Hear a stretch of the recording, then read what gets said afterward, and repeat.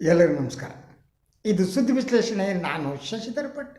ಎಂದಿನಂತೆ ಇವತ್ತು ಕೂಡ ತಮ್ಮೆದುರು ಹಾಜರಾಗಿದ್ದೀನಿ. ಇದು ನನ್ನ ಡಿಜಿಟಲ್ ವಾಹಿನಿ. ಇದನ್ನು ಲೈಕ್ ಮಾಡಿ, ಸಬ್ಸ್ಕ್ರೈಬ್ ಮಾಡಿ, ಬೆಲ್ ಐಕಾನ್ ಪ್ರೆಸ್ ಮಾಡೋದಕ್ಕೆ ಮರಿಬೇಡಿ. ಹಾಗೆಯೇ ಸಹಾಯ ಮಾಡಿ, ಸಾಧ್ಯ ಆದರೆ ಹಲವರು ನನಗೆ ಸಹಾಯ ಮಾಡ್ತಾಯಿದ್ದೀರಿ. ನನ್ನ ಧ್ವನಿಯನ್ನು ಉಳಿಸಿದ್ದೀರಿ. ತಮಗೆ ನಾನು ಹೇಗೆ ಕೃತಜ್ಞತೆಯನ್ನು ಸಲ್ಲಿಸಬೇಕು ಗೊತ್ತಿಲ್ಲ. I am grateful to you all. Yes, ಪ್ರಧಾನಿ ನರೇಂದ್ರ ಮೋದಿ ನೇತೃತ್ವದ ಸರ್ಕಾರದ ವಿರುದ್ಧದ ಅವಿಶ್ವಾಸ ಸೂಚನೆ. ಈ ಬಗ್ಗೆ ಚರ್ಚೆ ನಡೆಸುವುದಕ್ಕೆ ಲೋಕಸಭಾ ಸ್ಪೀಕರ್ ಅವರು ಸಮಯವನ್ನು ನಿಗದಿಪಡಿಸಿದ್ದಾರೆ. 8, 9 ಮತ್ತು 10ನೇ ತಾರೀಕಿನಂದು ಸದನದಲ್ಲಿ 3 ದಿನಗಳ ಕಾಲ ಈ ಅವಿಶ್ವಾಸ ನಿರ್ಣಯದ ಮೇಲೆ ಚರ್ಚೆ ನಡೆಯುತ್ತೆ. 8 ಮತ್ತು 9ರಂದು ಚರ್ಚೆ ನಡೆದರೆ 10ರಂದು ಸರ್ಕಾರದ ಪರವಾಗಿ ಉತ್ತರ ನೀಡಲಾಗುತ್ತೆ. ಈಗಿನ ಮಾಹಿತಿಯ ಪ್ರಕಾರ ಪ್ರಧಾನಿ ನರೇಂದ್ರ ಮೋದಿಯವರೇ ಈ ಒಂದು ಅವಿಶ್ವಾಸ ನಿರ್ಣಯದ ಮೇಲಿನ ಚರ್ಚೆಗೆ ಉತ್ತರ ಕೊಡ್ತಾರೆ. ಸೊ ಇದರಿಂದ ಆದ ಸಾಧನೆ 2. ಸತತ ಹೋರಾಟದ ನಂತರ ಪ್ರಧಾನಿ ನರೇಂದ್ರ ಮೋದಿಯವರು ಸಂಸತ್ತಿಗೆ, ಲೋಕಸಭೆಗೆ ಬರುವಂತೆ ಮಾಡಿದ್ದು ಇದು ಸಾಮಾನ್ಯ ಸಾಧನೆ ಅಲ್ಲ. 2ನೇದು, ಅವರೇ ಈ ಚರ್ಚೆಗೆ ಉತ್ತರವನ್ನು ನೀಡಿದರೆ ಮಣಿಪುರದೇನು ಬೆತ್ತಲೆ ಪ್ರಕರಣ, ಹಿಂಸಾಚಾರಕ್ಕೆ ಸಂಬಂಧಪಟ್ಟ ಹಾಗೆ ಪ್ರಧಾನಿ ನರೇಂದ್ರ ಮೋದಿಯವರು ಮಾತನಾಡುವಂತೆ ಮಾಡಿದ್ದು. ಇದು ಪ್ರತಿಪಕ್ಷಗಳ ಬಹುದೊಡ್ಡ ಸಾಧನೆ ಅಂತ ಅಂದ್ಕೊಂಡಿದ್ದೀನಿ. ಯಾಕೆಂದರೆ ನರೇಂದ್ರ ಮೋದಿಯವರು ಸಂಸತ್ ಕಲಾಪದಲ್ಲಿ ಭಾಗವಹಿಸುವುದು ಇತ್ತೀಚೆಗೆ ಕಡಿಮೆಯಾಗಿದೆ. ಅದು ಕಾರ್ಯಬಾಹುಳ್ಯ ಇರ್ಬೋದು, ಪ್ರಧಾನಿಗಳು ಬೇರೆ ಬೇರೆ ಕೆಲಸ ಇರ್ಬೋದು. ಆದರೆ ಪ್ರಧಾನಿಯಾದವರು ಸಂಸತ್ತಿಗೆ ಬರದೇನೆ ವಾರಗಟ್ಟಲೆ ಹೊರಗಡೆ ಉಳಿದಿದ್ದು ನನಗೆ ಗೊತ್ತಿಲ್ಲ, ಯಾವಾಗಲೂ ಇತ್ತೋ ಇಲ್ಲೋ. ಏನಿವೆ ಅವರನ್ನು ಕರೆಸುವುದರಲ್ಲಿ ಅವರು ಸಫಲರಾಗಿದ್ದಾರೆ ಅಂತ ನನಗೆ ಅನಿಸುತ್ತೆ. ಸೊ ಈ ಅವಿಶ್ವಾಸ ನಿರ್ಣಯದ ಮೇಲಿನ ಚರ್ಚೆಯಲ್ಲಿ ಮಣಿಪುರ ಇಶ್ಯೂ ಏನಿದೆ ಅದು ಪ್ರಮುಖವಾದ ಪಾತ್ರ ವಹಿಸುತ್ತೆ. ಈ ಬಗ್ಗೆ ಆಡಳಿತಾರೂಢ ಪಕ್ಷ ಏನನ್ನಾದರೂ ಹೇಳಿ, ಆದರೆ ಅವರ ಬತ್ತಳಿಕೆಯಲ್ಲಿ ಈಗ ಸುಪ್ರೀಂ ಕೋರ್ಟ್ ನಿನ್ನೆ ನೀಡಿರುವ ಒಂದು ತೀರ್ಪು ಇದೆಯಲ್ಲ, ಅಬ್ಸರ್ವೇಷನ್ ಇದೆಯಲ್ಲ, ಅದು ಬಹಳ ಮುಖ್ಯವಾದ್ದು. ಅವರಿಗೆ ಒಂದು ಹೊಸ ಅಸ್ತ್ರವನ್ನು ನೀಡಿದೆ. ಸುಪ್ರೀಂ ಕೋರ್ಟ್ನ ಅಬ್ಸರ್ವೇಷನ್ಗಳು ಉಳಿದ ಹೇಗಿದೆ ಅಂತಂದರೆ ಅದು ಬಹಳ ಸ್ಪಷ್ಟವಾಗಿ ಅದು ಕೇಂದ್ರ ಸರ್ಕಾರ ಇರಲಿ, ಮಣಿಪುರದ ಸರ್ಕಾರ ಇರಲಿ, ಹೃದಯ ಮತ್ತು ಆತ್ಮ ಇರಬೇಕು, ಇವರಿಗೆ ಇಲ್ಲ ಅನ್ನುವ ರೀತಿಯಾದ ಪ್ರತಿಕ್ರಿಯೆಯನ್ನು ನೀಡಿದೆ. ಇಡೀ ಈ ಘಟನೆಯನ್ನು ನಿರ್ವಹಿಸಿದ ರೀತಿಯ ಬಗ್ಗೆ ಅಸಮಾಧಾನವನ್ನು ವ್ಯಕ್ತಪಡಿಸಿದೆ.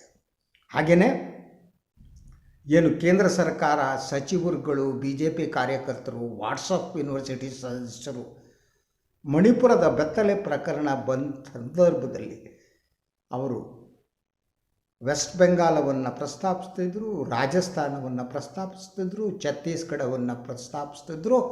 ಅಲ್ಲಿ ಎಲ್ಲ ಇದೇ ರೀತಿ ಪ್ರಕರಣಗಳು ನಡೆದಿವೆ ಅಂತ ತಿಪ್ಪೆ ಸಾರಿಸೋ ಕೆಲಸ ಮಾಡಿದ್ರು. ಈ ತಿಪ್ಪೆ ಸಾರಿಸುವುದಕ್ಕೂ ಕೂಡ ಸುಪ್ರೀಂ ಕೋರ್ಟ್ ಒಂದು ಚಾರ್ಟಿಯನ್ನು ನೀಡಿದೆ.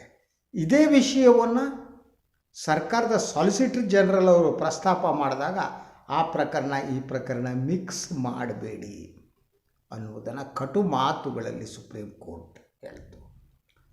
ಸೊ ಇಡೀ ಈ ಪ್ರಕರಣ ಏನಿದೆ, ಈ ಪ್ರಕರಣಕ್ಕೆ ಸಂಬಂಧಪಟ್ಟ ಹಾಗೆ ಫಾರ್ ಎಕ್ಸಾಂಪಲ್ ನೋಡಿ, ಒಂದು ಸ್ಥಳೀಯ ಪೊಲೀಸರು ಏನಿದ್ದಾರೆ ಅವರು ಯಾವಾಗ ಪ್ರಕರಣ ನಡೀತು ಸುಮಾರು 1 ತಿಂಗಳುಗಳ ಕಾಲ ತಮ್ಮ ಪಂಚೇಂದ್ರಿಯಗಳನ್ನು ಮುಚ್ಚಿಕೊಂಡು ಕೂತಿದ್ದರು. ಯಾಕೆ? ಅದರ ಜೊತೆಗೆ ಯಾರು ಬೆತ್ತಲೆಗೆ ಒಳಗಾಗಿದ್ದಾರೋ ಆ ಹೆಣ್ಣು ಮಗಳನ್ನು ಮಾಬ್ ಕೈಗೆ ಒದಗಿಸಿದವರು ಪೊಲೀಸರೇ ಅಂತ ಹೇಳಲಾಗ್ತಾ ಇದೆ. ಈ ಪೊಲೀಸರಿಗೆ ಯಾರ ಕೃಪಾಶೀರ್ವಾದ ಇದೆ? ಡಬಲ್ ಇಂಜಿನ್ ಸರ್ಕಾರದ ಮಣಿಪುರದ ಮುಖ್ಯಮಂತ್ರಿಗಳತ್ತ, ಕೇಂದ್ರ ಸರ್ಕಾರತ್ತ ಯಾವುದಿದೆ? ಇಡೀ ಪ್ರಕರಣ ನೋಡಿ, ಹಿಂಸಾಚಾರ ಮಣಿಪುರದಲ್ಲಿ ನಡೆದ 1 ತಿಂಗಳುಗಳ ನಂತರ ಒಮ್ಮೆ ಗೃಹ ಸಚಿವರು ಭೇಟಿ ನೀಡಿ ಬರ್ತಾರೆ. ಪ್ರಧಾನಿ ಯಾವ ಕಾರಣಕ್ಕೂ ಅಲ್ಲಿ ಹೋಗಲ್ಲ, ಬಾಯೇ ಬಿಚ್ಚಲ್ಲ ಅವರು. ಹಾಗೆ ನೋಡಿದ್ರೆ ಪ್ರಧಾನಿ ಮಾತನಾಡುವುದರಲ್ಲಿ ಮಹಾಶೂರರು. ಅವ್ರ ರೀತಿ ಮಾತನಾಡುವವರೇ ಇಲ್ಲ. ಇಲೆಕ್ಷನ್ ಅಂತ ಅಂದರೆ ನೀವು ಇಡೀ ವಾರಗಟ್ಟಲೆ ಜೆಂಡಾ ಹುಡುಗಬಲ್ಲರು, ಹೋಗಬಲ್ಲರು, ಮೆರವಣಿಗೆ ಮಾಡಿಸ್ಕೊಬಲ್ಲರು, ಎಲ್ಲ ಮಾಡಿಸ್ಕೊಬಲ್ಲರು. ಇವತ್ತು ಪುಣೆಗೆ ಹೋಗ್ಬಿಟ್ಟು ಅದು ಯಾವುದೋ ಒಂದು ಪ್ರಶಸ್ತಿಯನ್ನು ಸ್ವೀಕಾರ ಮಾಡಿದ್ದಾರೆ. ಅದಕ್ಕೂ ಮೊದಲು ದೇವಸ್ಥಾನಕ್ಕೆ ಹೋಗಿ ತಾಸುಗಟ್ಟಲೆ ಪೂಜೆ ಮಾಡ್ತಾರೆ, ಎಲ್ಲ ಮಾಡಬಲ್ಲರು. ಹಿಂಸಾಚಾರದಿಂದ ನಲುಗುತ್ತಿರುವ ಮಣಿಪುರ ಅವ್ರ ಕಣ್ಣಿಗೆ ಕಾಣದೇ ಇಲ್ಲ. ಆದರೆ ಸುಪ್ರೀಂ ಕೋರ್ಟ್ ಇದನ್ನು ಬಹಳ ಗಂಭೀರವಾಗಿ ಪರಿಗಣಿಸಿದ್ದು ಸಮಾಧಾನಕರ ಅಂಶ. ಅದರಂತೆ ಲೋಕಸಭೆಯಲ್ಲಿ ಈ ಬಗ್ಗೆ ಚರ್ಚೆ ನಡೆಸುವುದಕ್ಕೆ, ಈ ಬಗ್ಗೆ ಎಲ್ಲ ಅವಿಶ್ವಾಸ ನಿರ್ಣಯ ಇದೆ. ಈ ಅವಿಶ್ವಾಸ ನಿರ್ಣಯದಲ್ಲಿ ಬಹುಮುಖ್ಯವಾಗಿ ಮಣಿಪುರದ ಘಟನೆಯೇ ಪ್ರಸ್ತಾಪ ಆಗುತ್ತೆ ಅಂತ ನಂಬಿದ್ದೀನಿ. ಅದಕ್ಕೆ ಸಮಯ ನಿಗದಿಯಾದದ್ದು. ಅದರಂತೆ ಎಲ್ಲ ನಿರೀಕ್ಷೆಯಂತೆ ಪ್ರಧಾನಿಯವರು 10ನೇ ತಾರೀಕು ಬಂದು ಈ ಚರ್ಚೆಗೆ ಉತ್ತರ ಕೊಟ್ಟರೆ ಅದೊಂದು ಹಿಸ್ಟಾರಿಕ್, ಅನುಮಾನನೇನಿಲ್ಲ, ಅದು ಆಗಬಹುದು. ಅದೇ ಜನತಂತ್ರದ ಶಕ್ತಿ ಕಣ್ರಿ. ಜನತಂತ್ರ ಎಂತಹ ಶಕ್ತಿಯುತವಾದದ್ದು ಅಂದರೆ, ಎಸ್, ಡೆಮೋಕ್ರಸಿ ಇಸ್ ಡೆಮೋಕ್ರಸಿ. ಆದರೆ ಮಣಿಪುರದಲ್ಲಿ ಬೇರೆ ಬೇರೆ ಬೆಳವಣಿಗೆಗಳಾಗ್ತವೆ. ಕೆಲವುದಕ್ಕೆ ಮೇನ್ ಸ್ಟ್ರೀಮ್ ಮೀಡಿಯಾದಲ್ಲಿ ಅಂಥ ಮಹತ್ವ ಸಿಕ್ಕಿಲ್ಲ. ಏನು ಮಣಿಪುರದ 10 MLAಗಳೇನಿದ್ದಾರೆ ಅವರು ಕುಕಿ ಜನಾಂಗಕ್ಕೆ ಸೇರಿದವರು. ಅವರೀಗ ಪ್ರತ್ಯೇಕ ರಾಜ್ಯದ ಬೇಡಿಕೆಯನ್ನು ಮುಂದಿಡ್ತಾ ಇದ್ದಾರೆ. ತಮಗೆ ಪ್ರತ್ಯೇಕ ರಾಜ್ಯ ಬೇಕು, ಮೈತೇಯಿ ಜೊತೆಗೆ ನಾವು ಬದುಕಲಾರೆವು ಅನ್ನುವ ಮನಸ್ಥಿತಿಗೆ ಕುಕಿ ಜನಾಂಗದವರು ಬಂದು ತಲುಪಾಗಿದೆ. ಸೊ ಅದರ ಜೊತೆಗೆ ಅವರು ಹೋರಾಟ, ಚಳವಳಿಯ ಮಾತನ್ನು ಕೂಡ ಆಡ್ತಿದ್ದಾರೆ. ಅಂದರೆ ಅಲ್ಲಿ ಸಮಾಜ ಡಿವೈಡ್ ಆಗಿದೆ 2 ಎಥನಿಕ್ ಗ್ರೂಪ್ಸ್ಗಳ ನಡುವೆ. ಅಲ್ಲಿಯ ಮೈತೇಯಿಗಳೇನಿದ್ದಾರೆ ಬಹುಸಂಖ್ಯಾತರು, ಸುಮಾರು 50%, 53% ಜನಸಂಖ್ಯೆ ಅವರದಿದೆ. ಅವರು ಪ್ರತಿಶತ 14%ಇರುವ ಕುಕಿ ಜನಾಂಗರ ನಡುವೆ ಅತಿ ದೊಡ್ಡ ಬಿರುಕು ಸೃಷ್ಟಿಯಾಗಿದೆ. ಒಬ್ಬರ ಮುಖವನ್ನು ಒಬ್ಬರು ನೋಡುವುದಕ್ಕೆ ಸಿದ್ಧರಿಲ್ಲ. ಒಂದು ಜನಾಂಗದವರನ್ನು ನೋಡಿದಾಗ ಇನ್ನೊಂದು ಜನಾಂಗದವರಿಗೆ ಸಾವಿನ ನೆನಪಾಗ್ತಾ ಇದೆ, ಹತ್ಯೆಯ ನೆನಪಾಗ್ತಾ ಇದೆ, ಬೆತ್ತಲೆ ಮೆರವಣಿಗೆಯ ನೆನಪಾಗ್ತಾ ಇದೆ, ಅತ್ಯಾಚಾರದ ನೆನಪಾಗ್ತಾ ಇದೆ. ಅವರ ಹೃದಯಗಳು ಒಡೆದು ಹೋಗಿವೆ. ಇಂತಹ ಸನ್ನಿವೇಶದಲ್ಲಿ ಇದನ್ನು ಪರಿಹರಿಸುವುದು ಅಂತ ಸುಲಭ ಅಲ್ಲ. ಇದಕ್ಕೆ ಒಂದು ಸಾಂತ್ವನದ ಮಾತು ಪ್ರಧಾನಿಯವರಿಂದ ಬರಲೇ ಇಲ್ಲ. ಸರ್ಕಾರ ತಾನು ಹೃದಯಹೀನ ಅನ್ನುವುದನ್ನು ತೋರಿಸ್ತಾ ಬಂತು, ರಾಜ್ಯ ಸರ್ಕಾರ ಮತ್ತು ಕೇಂದ್ರ ಸರ್ಕಾರ. ಪ್ರಧಾನಿಯವರ ಹತ್ರ ಪ್ರತಿಕ್ರಿಯೆ ನೀಡಿ ಅಂತ ಗೋಗರಿಯಬೇಕಾಯಿತು ಈ ದೇಶದ ಜನ. ದಯವಿಟ್ಟು ಪ್ರಧಾನಿಗಳೇ ಮಾತನಾಡಿ, ಪ್ರಧಾನಿಗಳೇ ಸಮಾಧಾನ ಪಡಿಸಿ, ಪ್ರಧಾನಿಗಳೇ ಒಮ್ಮೆ ಮಣಿಪುರಕ್ಕೆ ಹೋಗಿ ಬನ್ನಿ. ಪ್ರಧಾನಿಗಳ ಹೃದಯ ಕರಗಲಿಲ್ಲ. ಹೃದಯ ಕರಗುವುದಕ್ಕೂ ಹೃದಯ ಬೇಕಲ್ಲ. ಇಡೀ ಬದುಕನ್ನು, ರಾಜಕಾರಣವನ್ನು, ಪ್ರತಿಯೊಂದನ್ನು ಕೂಡ ನೀವು ರಾಜಕೀಯ ಲಾಭ ದೃಷ್ಟಿಯಿಂದ ನೋಡ್ತೀರಾ. ಇದರ ಸಮಸ್ಯೆ ಇದು. ಗುಣಪಡಿಸಲಾಗದ ಬಹುದೊಡ್ಡ ಗಾಯ ಮಣಿಪುರದಲ್ಲಿ ಆಗಿ ಹೋಗಿದೆ. ಅದು ಸುಲಭ ಅಲ್ಲ ಸರಿಪಡಿಸೋದಕ್ಕೆ. ಅದರ ಜೊತೆಗೆ ಕುಕಿ ಜನಾಂಗದ ವಿರುದ್ಧ ಸತತವಾಗಿ ಅಪಪ್ರಚಾರ ನಡೆಸಲಾಯಿತು.